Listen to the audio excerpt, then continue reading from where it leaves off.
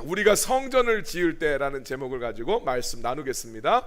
스가랴서 1장 3절 말씀.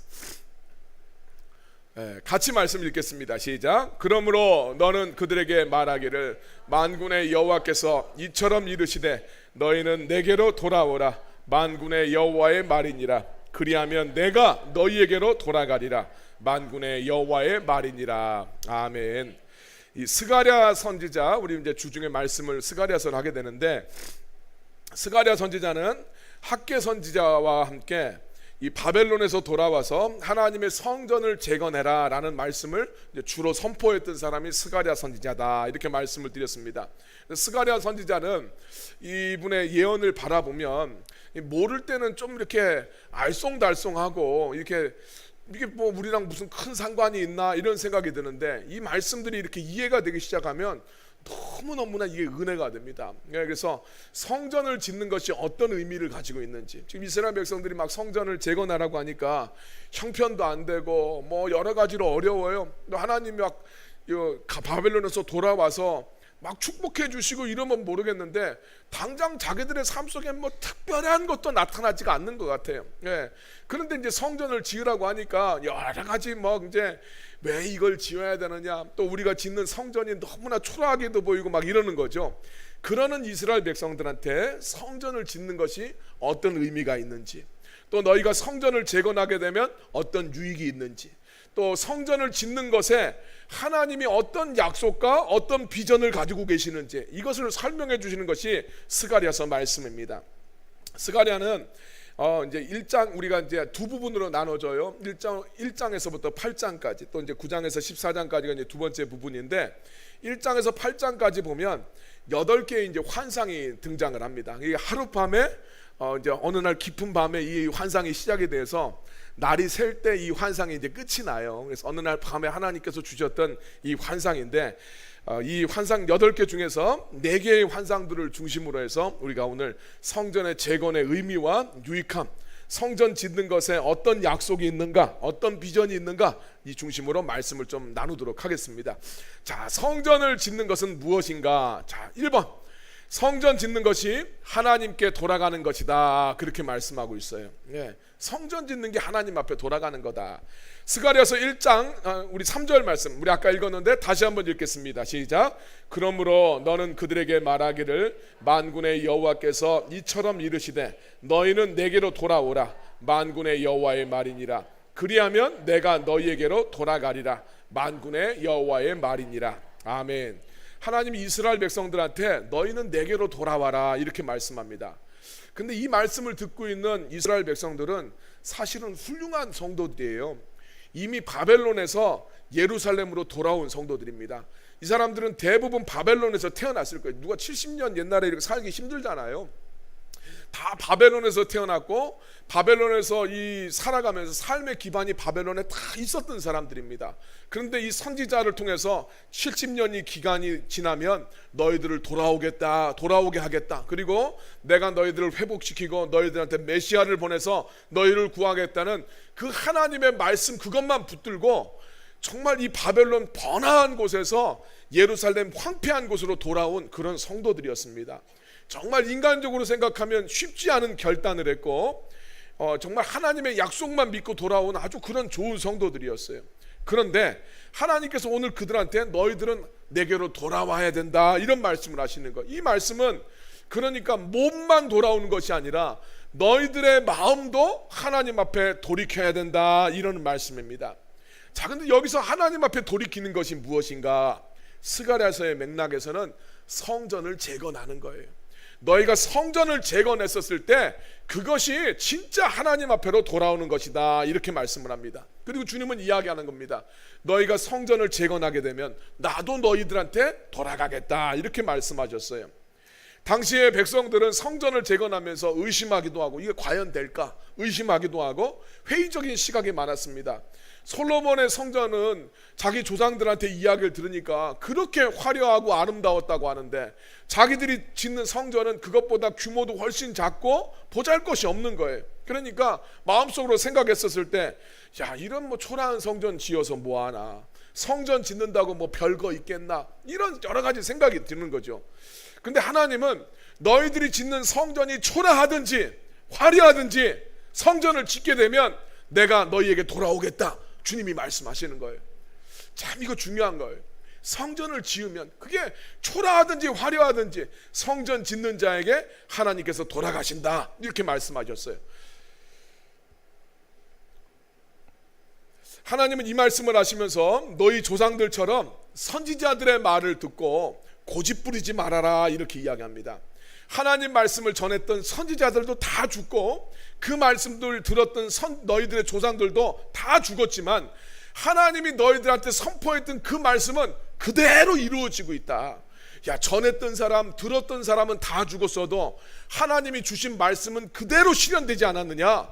그러면서 주님이 이 말씀 하시는 거예요. 너희들은 하나님 앞에 돌아와라, 성전 지어라. 그러면 내가 너희들한테 돌아가겠다. 성전 짓는 것이 하나님 앞에 돌아간다는 거예요. 네. 자, 성전 짓는 것이 우리들한테 무엇이냐? 우리가 교회당을 건축하는 게 성전 짓는 것이냐? 그게 아닙니다. 건축 사업을 하는 것이 아니라 성전은 우리 이제 항상 우리가 기억을 해야 됩니다. 신약에 있어서의 성전은 이 건물이 아니에요. 건물은 교회당, 예배당, 예배에 처소하는 건물은 교회당이라고 부르시면 돼요. 진짜 성전은 부활하신 예수님이 성전이 되신다 그랬어요. 부활하신 예수님이 성전이고 그 예수님과 연합한 성도들이 예수님하고 연합해서 하나가 됐으니까 그 안에 성령님이 거하시는 성전이 됩니다. 그래서 신약에서는 성전은 누구냐? 부활하신 예수님이다. 또한 성전은 누구냐? 성령님을 모시는 성도들이 성전이다 라는 것을 딱 알아야 됩니다. 그러면 오늘 우리가 성전을 짓는 것이 뭐냐라고 보면 예수님하고 하나 되는 거예요. 예수님하고 하나 되는 것. 그러기 위해서 어떻게 해야 됩니까? 영적인 루틴을 세워가는 거예요. 내 안에 예배하는 삶을 세워가고 큐티하는 삶을 세워가고 기도하는 삶을 세워가는 것, 이것이 성전 짓는 거예요. 그리고 하나님의 가치관을 추구하고 하나님 말씀에 순종하는 것, 이것이 성전을 세워가는 것이다. 아까 그 말씀 드렸죠? 초라하든지 화려하든지 성전을 지으면 주님이 함께 하신다고 그랬어요. 그래서 여러분, 이 참 우리들한테 위로가 되는 말씀이에요. 우리는 뭐 큐티를 봤을 때 잘 모르겠기도 하고 이해도 안 돼요. 그런데 내가 성전을 지으면 주님이 함께 하신대잖아요. 내가 화려하게 막 유창하게 기도를 잘하지 못한다 할지라도 내가 기도하면 주님께서 들으시는 줄 믿으시길 바랍니다. 여러분들이 뭐 가장 아름다운 무슨 소프라노의 목소리로 찬양을 하는 것이 아니라 할지라도 여러분이 하나님을 향해서 찬양하면 하나님께서 여러분들과 함께 하시는 것을 믿으시길 바랍니다. 그래서 힘써 성전을 지으라. 두 번째, 성전을 짓게 되면 너희들의 삶이 다시 풍부하게 될 것이다, 이렇게 이야기합니다. 여기서부터 이제 첫 번째 환상이 시작이 됩니다. 하나님은 이스라엘 백성들이 성전의 기초 공사를 딱 마치게 되었을 때 스가랴 선지자를 통해서 말씀을 주셨습니다. 성전 기초만 나왔어요. 기초만. 그런데 하나님은 야, 내가 이스라엘을 불쌍히 여겨서 너희들과 함께하고 있다, 이렇게 말씀을 주십니다. 스가랴서 1장 16절 17절 말씀 같이 읽겠습니다. 그러므로 여호와가 이처럼 말하노라. 내가 불쌍히 여김으로 예루살렘에 돌아왔은즉 내 집이 그 가운데 건축되리니 예루살렘 위에 먹줄이 쳐지리라. 만군의 여호와의 말이니라. 그가 다시 외쳐 이르기를 만군의 여호와의 말씀에 나의 성읍들이 넘치도록 다시 풍부할 것이라. 여호와가 다시 시온을 위로하며 다시 예루살렘을 택하리라 하라 하니라. 아멘. 16절 말씀 보니까 성전 지금 다 완성된 것도 아니에요. 기초만 났는데 하나님은 아까 전에 우리 약속했을 때 너희들이 나한테 돌아오면 나도 너희들한테 돌아가겠다고 했는데 이스라엘 백성들이 성전 기초를 놓았더니 하나님은 벌써 이스라엘을 불쌍히 여기시고 그들에게 돌아오셨대요. 그러면서 내가 너희들 가운데 성전을 세우겠다, 이렇게 말씀합니다. 예루살렘 위에 우리 건축을 할 때 보면 여기에 기둥이 놔야져 할 자리, 벽이 놓여져야 될 자리에 먹줄을 튕겨서 내가 그 위에 성전을 짓겠다, 이렇게 말씀합니다. 17절 말씀 보니까 그리고 그 성전이 세워지게 되면 나의 성읍들이 다시 넘치도록 풍부해질 것이다, 이렇게 말씀합니다. 야, 인생에 풍성해지는 것이 언제 오는가? 하나님의 성전이 세워졌을 때 하나님이 다시 풍부하게 하신다라고 이야기합니다. 그런데 여러분, 사람들은요 이 원리를 잘 모르는 사람들이 있어요. 성전을 세우는 것보다 자기 인생집 세우는 것에 훨씬 열중하는 사람들이 많습니다. 내 인생집을 세우면 내 인생이 풍부해질 것이라고 생각을 하고 있어요. 그런데 여러분, 그거는 성경을 보면 우선순위가 잘못된 거잖아요. 학개서 1장 4절에서 6절 말씀 같이 한번 읽겠습니다. 이 성전이 황폐하였거늘 너희가 이때에 판벽한 집에 거주하는 것이 옳으냐? 그러므로 이제 만군의 여호와가 이같이 말하노니 너희는 너희의 행위를 살필지니라. 너희가 많이 뿌릴지라도 수확이 적으며 먹을지라도 배부르지 못하며 마실지라도 흡족하지 못하며 입어도 따뜻하지 못하며 일꾼이 삭슬 받아도 그것을 구멍 뚫어진 전대에 넣음이 되느니라. 아멘. 여러분, 지금 이 학개 선지자가 그 이야기하는 거예요. 성전을 지으라고 이야기하면서 이런 이야기합니다. 1절 4절 말씀 보니까, 야, 성전은 이렇게 황폐해졌는데 16년 동안 지금 버려져 있어요. 그런데 이때 너희들은 판벽한 집에 사는 것이 옳으냐? 잘 꾸며진 집을 이야기하는 거야. 야, 니네 인생집은 그렇게 잘 꾸미려고 하면서 성전은 이렇게 팽개쳐 두는 것, 이게 옳다고 생각하냐? 5절 말씀, 니네 행위를 잘 살펴보래요. 그러면서 6절 말씀 이야기하죠. 우리는 그런 생각을 해요. 많이 뿌리면 많이 거둔다. 우리 인생의 법칙 그거 아니에요? 뿌린 대로 거둔다 그랬어요. 많이 뿌리면 많이 거둘 거라고 생각하는데 니네 많이 뿌렸는데도 수확은 적어. 먹으면 배불러야지. 왜? 먹으면 배가 차야 되는데, 아이, 먹었는데도 배가 차질 않아. 예. 다이어트 해보신 분은 알아. 예. 이 고기를 먹으면 배가 탁 보는데, 뭐 이런 거 채소만 먹으면 배가 그냥 이 곤고해. 그냥. 예. 짜장면 먹으면 1시간 지나면 금방 배고파지죠. 또 마실지라도 흡족하지 못하고, 마시면 흡족해져야 되는데 흡족하진 않아. 예, 여러분 막 갈증 막 탈 때 있잖아요. 등산 같은 거 막 하고 나서 뭐 물을 아무리 마셔도 이 갈증이 막 사라지지 않는 거. 입으면 따뜻해야죠, 겨울에. 아, 근데 입었는데도 따뜻하지 못해요. 일꾼이 열심히 수고해서 돈을 월급날 다 받았어. 집에 가서 고기 꺼 먹어야 되겠다. 미트마트 가서 고기 사서 꺼 먹자 이러고 돌아오는데 보니까, 미트마트 갔는데 하나도 없어. 완전 보니까 전대에 구멍이 확 뚫어져 있는 거예요. 예. 자, 뭘 말합니까? 사람들은 하나님의 집 짓는 것보다 내 집 짓는 게 훨씬, 이렇게 살면 인생이 행복할 거라고 생각해. 인생이 만족이 올 거라고 생각을 해. 그런데 학개 선지자는 이야기하는 거예요.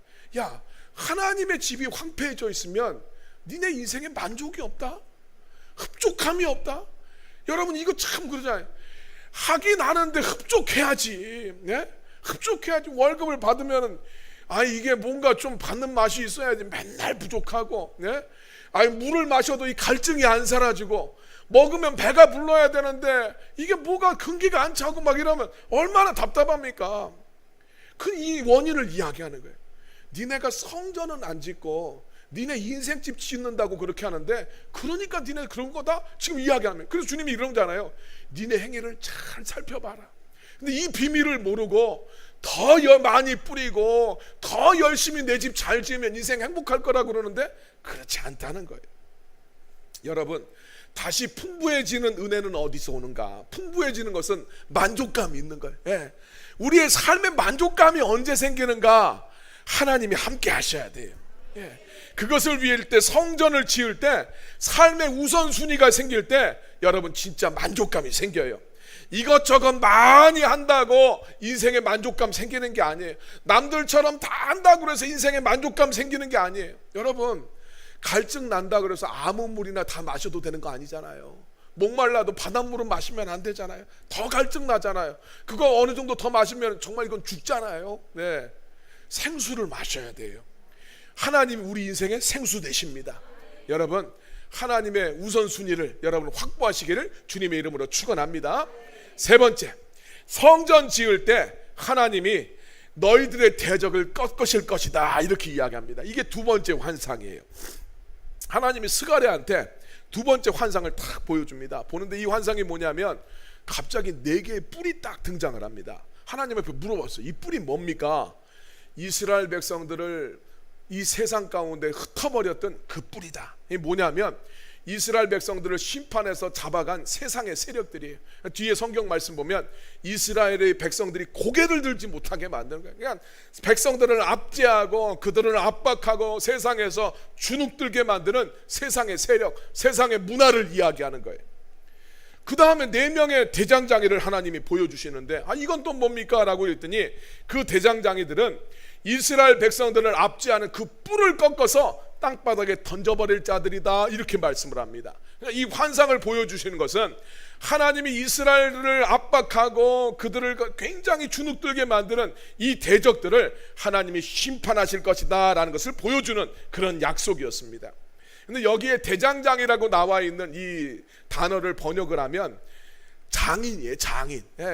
대장장이는 쇠만 다루잖아요. 근데 여기서 말하는 장인은 성경에 보면 우리 성막을 짓고 성전을 지을 때 부살렐과 히람이라는 사람이 나와요. 이 사람들은 쇠도 잘 다뤘을 뿐만 아니라 목재도 잘 다루고 석재도 잘 드는 그런 건축가들입니다. 건축만 잘하는 것이 아니라 성전의 기물들도 정교하게 만드는 그런 기술자들이었어요. 자, 그러니까 이 대장장이라는 단어는 뭘 말하냐면 성전을 세워가는 사람들을 말하는 거예요. 성전 세워가는 사람들, 너희들이 성전을 세워갈 때 그 성전이 너희를 괴롭히는 대적들을 꺾는 것이 될 것이다, 이 말씀을 주시는 거예요. 자, 우리가 생각했을 때 하나님과 동행하는 삶, 이 성전은 부활하신 예수님이라고 말씀을 하셨어요. 예수님이 부활하심으로써 사탄 마귀의 권세가 공중에서 추방되고 하나님이 허락하신 테두리 안에서 이 이제 마귀가 활동을 하게 된다고 그랬죠. 우리가 요한계시록에서 말씀을 드렸던 게 그거라고요. 마지막 때가 되면 예수님이 부활 승천하심으로써 지 마음대로 행동하던 사탄 마귀의 권세가 주님 앞에 이제 콧뚜리가 딱 끼워졌습니다. 그래서 날뛰는 것 같지만 하나님의 통제 범위 안에 지금 사탄이 놓여 있습니다. 자, 이것을 이야기하는, 성전이 세워지면 마귀들이 함부로 할 수가 없는 거예요. 예수님이 부활하시게 되니까 성도들을 참소하고 대적하던 마귀가 그 권세를 잃어버려요. 마찬가지로 우리들의 영적인 성전이 딱 세워지게 되면 마귀한테 농락당하지 않습니다. 우리가 믿음의 성전을 잘 세워가면 그 성전에 능력이 있고 권세가 있습니다. 마귀가 권세가 힘을 잃어요. 그래서 성도의 삶에 우리 요한계시록 통해서 계속 공부했던 게 그거잖아요. 말세에 마귀는 성도의 삶에 문제는 일으킬 수 있어. 그런데 하나님이 택한 사람들은 그 믿음은 흔들지 못하도록 하나님이 지켜주신다 그랬어요. 그래서 문제 앞에서도 우리가 믿음을 잃지 않고 승리하는 비결이 뭐냐? 그게 성전을 세워가는 거예요. 인생을 살아가면서 우리들의 삶에는 문제가 없을 수가 없어요. 항상 문제는 예수님 재림하실 때까지 계속 우리들의 삶 속에 생겨요. 그런데 그 문제에 우리가 휘둘리지 않고 그 문제 가운데서 믿음 잃지 않게 되는 그 승리의 여건이 어디 있는가? 우리가 세우는 성전 가운데 있다는 거예요. 그래서 여러분, 우리 신명기 8장에서 그러잖아요. 광야에서 떡이 없는 사람들, 지금 내 삶에 결핍이 된 사람들한테 주님이 주시는 말씀은, 떡이 아니라 성도들은 하나님의 입에서 나오는 말씀으로 산다, 그 이야기를 하시잖아요. 그래서 광야에서 승리하는 비결이 하나님 말씀 받는 것. 그래서 우리가 성전 세워갈 때 어떠한 문제 가운데서도 넘어지지 않고 승리할 수 있음을 믿으시길 바랍니다. 4번째, 성전 지을 때 성곽 없는 성읍이 되게 하신다, 이렇게 말씀하셨어요. 큐티하신 분들은 이게 다 무슨 말씀인지 알 거예요. 3번째 환상이죠. 자, 이 3번째 환상은 이 스가랴가 딱 환상을 보는데 한 소년이 예루살렘 성벽을 측량하러 딱 이제 가는 장면이 보입니다. 그랬더니 갑자기 하나님의 천사가 달려가서 소년에게 이 이야기를 전달해라, 그렇게 이야기합니다. 자, 스가랴서 2장 4절 5절 말씀 읽겠습니다. 시작. 이르되 너는 달려가서 그 소년에게 말하여 이르기를 예루살렘은 그 가운데 사람과 가축이 많으므로 성곽 없는 성읍이 될 것이라 하라. 여호와의 말씀에 내가 불로 둘러싼 성곽이 되며 그 가운데에서 영광이 되리라. 아멘. 이스라엘이 순종을 해서 하나님 말씀대로 성전을 재건하게 되면 2가지 약속이 있는 거예요. 자, 그것이 4절 말씀의 첫 번째, 사람과 가축이 너무나 많아져서 성곽으로 두를 수가 없는 거예요. 성곽으로 두를 수 없을 정도로 이 성읍이 크게 번성하게 될 것이다. 2번째 약속은 5절 말씀입니다. 너희들이 성전을 짓게 되면 거기에 하나님이 함께 하시는 거예요. 근데 하나님이 함께 하시면서 어떻게 하냐면 성곽은 없지만 하나님이 불성곽이 되어서 이 예루살렘과 이스라엘 백성들을 지켜주신다, 그렇게 말씀하시는 거예요. 여러분, 사람들은 다 그러죠. 내 인생에 안전하려면 성곽을 세워야 돼. 우리 그렇게 생각하잖아요. 네. 우리 보면 우리 한양 옛날에 서울에도 성곽이 있고, 우리 뭐 순천에 가면 그 어딥니까? 나간 읍성도 있고, 막 성을 세워서 우리가 보호하려고 합니다. 뭐 오죽하면 우리나라에도 천리잔성이 있었고, 중국에도 만리장성을 세워서 성곽을 세움으로써 자기들을 지키려고 해요. 이 시대 사람들도 마찬가지예요. 학력이라는 성곽을 세우려고 하고, 자기 스펙이라는 성곽을 세우고, 돈이라는 성곽이 자기를 지켜준다고 생각합니다. 성공하면 그 성공이라는 성곽이 내 인생을 지켜줄 거라고 생각을 해요. 근데 스가랴는 이야기합니다. 인생을 지키는 진짜 성곽은 하나님이시라는 거예요. 하나님이 지켜주셔야 돼요. 우리 잠언에서도 그러지 않습니까? 하나님이 함께 하시지 않으면 파수꾼의 수고가 헛되다고 이야기하는 거예요. 누구도 내 인생 함부로 되기를 원하는 사람이 없어요. 내 인생 지켜야지, 내 인생 굳건하게 지켜야지 생각을 합니다. 그러기 위해서 어떻게 합니까? 여러분, 막 유치원 때부터 애들 열심히 유치원 보내잖아요. 엄마들이 웃겨요. 예배 시간에 우리 함께 예배 드리기 위해서 아이들은 퀴즈에 맡기세요 하면 옛날에 실제로 그랬어요. 애들이 안 떨어지려고 막 울어요. 그러면서 엄마들이 하는 말이, 내가 은혜 받자고 애를 갖다가 저 퀴즈에 막히는 게 마음이 그렇게 아프다고. 그런 엄마들이요, 어린이들은 어린이집에는 울어도 막 보내요. 막 울고 가기 싫다고 해도 막 보냅니다. 그 왜 그렇습니까? 인생의 성곽 쌓아주려고. 예, 그래서 유치원의 성곽들, 초등학교 6년의 성곽들, 중학교 3년의 성곽, 고등학교의 성곽, 그때만 또 세웁니까? 학원이라는 성곽, 저 모세학원에서 영어라는 성곽 세우고, 어딥니까? 가우스라는 성곽, 수학학원 성곽 막 세운단 말이에요. 그리고 막 대학교 가서도 대학교 4년 성곽 세우고 막 열심히 세워봐요. 그런데 그 성곽이 사람 지키는 게 아니다. 또 필요 없다는 이야기는 아니에요. 예. 학원 안 가도 된다, 그 이야기는 하지 않았어. 자, 세상에서 사람들은 가장 큰 성곽에 머물면 안전하다고 생각합니다. 그래서 당시에 많은 사람들이 큰 성 바벨론을 떠나려고 하지 않아. 그래서 이스라엘 백성들인데도 불구하고 바벨론을 떠나지 않아요. 하나님의 약속이 있어도 바벨론에 끝내 머물러 삽니다. 왜 그러냐? 이 큰 성곽이 내 인생 지켜줄 수 있다고 생각하니까. 그 사람들하고 묻어 살아야 내 인생 행복할 거라고 생각합니다. 근데 하나님 뭐라고 합니까? 큰 성 바벨론은 무너진다, 거기에는 하나님 심판이 있다, 그렇게 이야기해요. 하나님은 이야기합니다. 그 성에서 도망쳐라. 스가랴 2장 7절 말씀입니다. 같이 읽겠습니다. 바벨론 성에 거주하는 시온아, 이제 너는 피할지니라. 예, 성경에서 계속 이야기해요. 큰 성 바벨론, 그거 무너진다.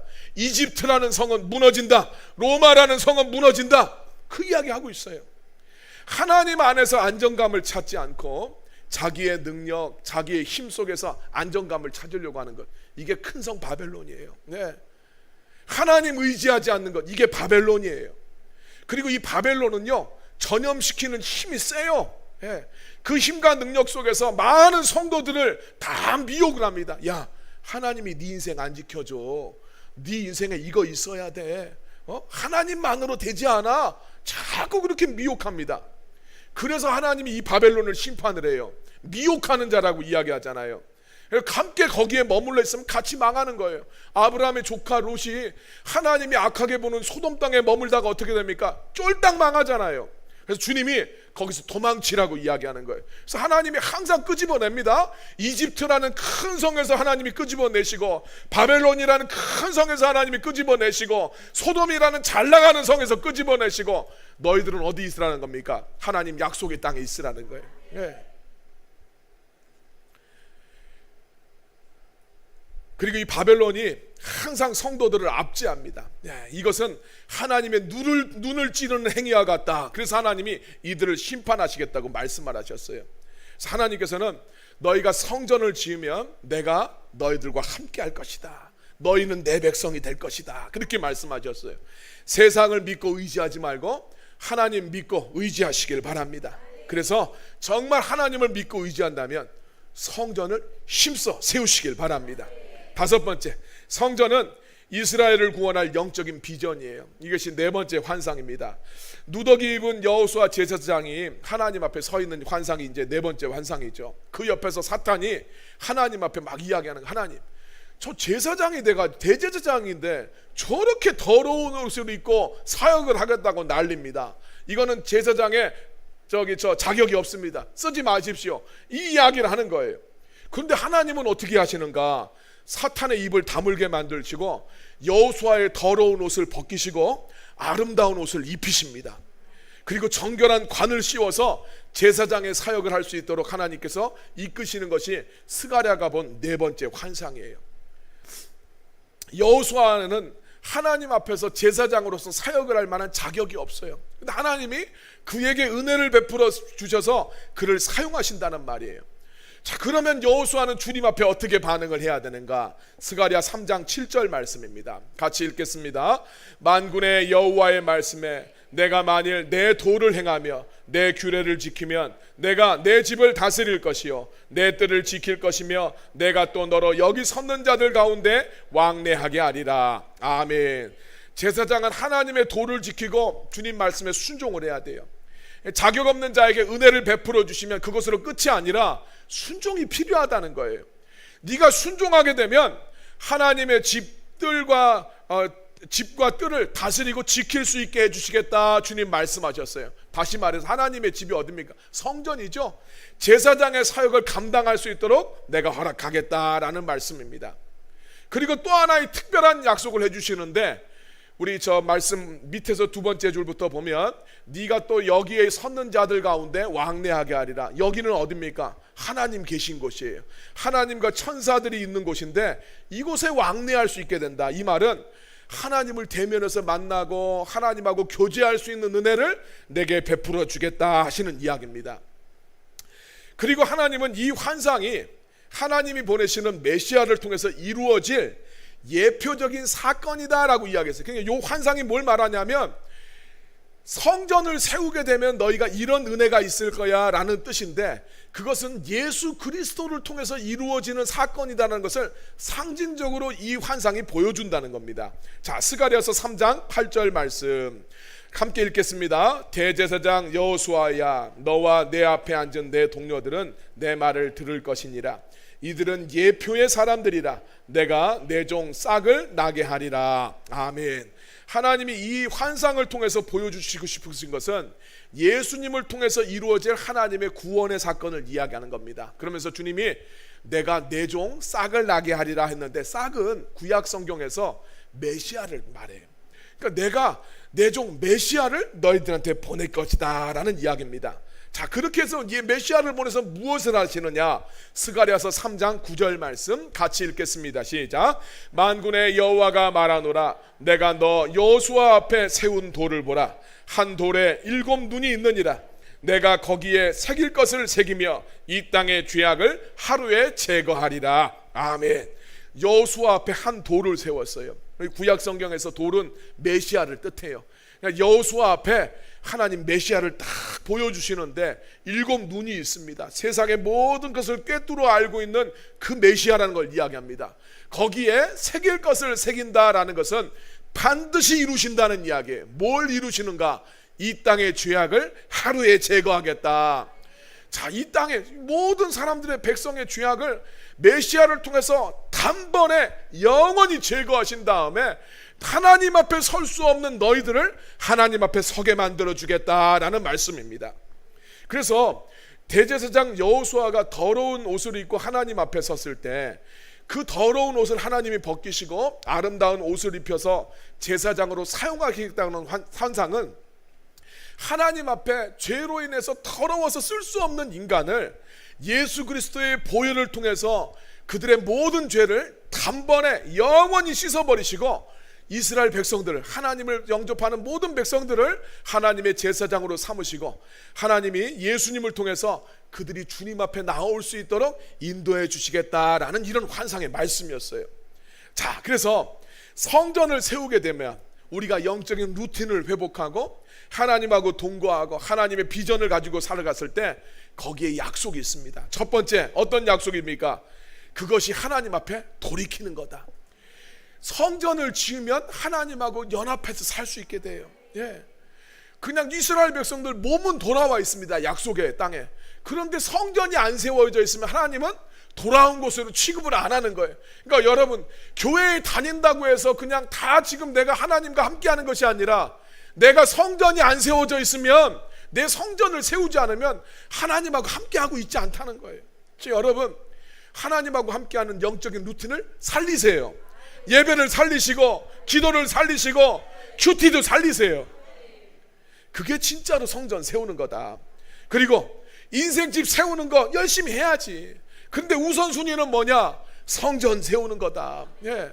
열심히 한다고 되는 것이 아니라 성전을 세워야 만족함이 있어요. 예. 열심히 하는데 남는 게 없으면 그것처럼 속상한 게 없잖아요. 예. 우리 집사님들 막 와가지고 저 상담하면서 열심히 했는데 기대에 못 미치는 결과가 나와서 속상하다고 이야기하면 저도 속상해 죽겠어요. 예. 근데 인생의 만족이 어디서 나오냐? 성전 세워야 된다. 예. 성전 지을 때 인생의 문제들을 뚫고 넘어갈 수 있는 힘이 나와요. 예. 술 마신다고 그 힘 나오지 않아요. 사람들 만난다고 그 힘 나오지 않아요. 성전 세워야 됩니다. 하나님 만나셔야 돼요. 그리고 성전 지을 때 그 인생을 보호하는 하나님이 불성각이 되어주신다 그랬어요. 하나님이 함께 지켜주시지 않으면 인생은 어떻게 지킵니까? 예. 성전 지을 때 하나님이 인생 보호해 주신다. 그 다음에 성전 짓는 것은 예수님을 통해서 이루어지는 구원의 은혜에 동참하는 거야. 예. 여러분, 은혜는 하나님 편에서 은혜고 우리 편에서는 주님 앞에 거룩하게 살아가는 삶이에요. 신앙생활에는 이 양균형이 항상 맞아야 돼. 은혜만 주장하면 안 돼요. 주님이 주신 은혜 앞에 나도 반응을 할 줄 알아야 돼. 여기에 진짜 하나님의 역사가 일어납니다. 그래서 정말 주님이 은혜로 우리를 제사장 삼아 주셨다면 오늘 우리가 성전을 세우면서 나아갔었을 때 그래야 제사장으로 주님이 써주실 수 있는 거예요. 그리고 주님이 은혜로 우리를 불러주셨어도 내가 예수님을 덧입고 주님 앞에 나아가지 않으면, 새로운 살 길을 우리한테 주셨는데 그 살 길로 나아가지 않으면, 은혜가 필요한데 은혜의 보좌 앞에 나아가지 않으면 그게 무슨 소용이 있겠어요.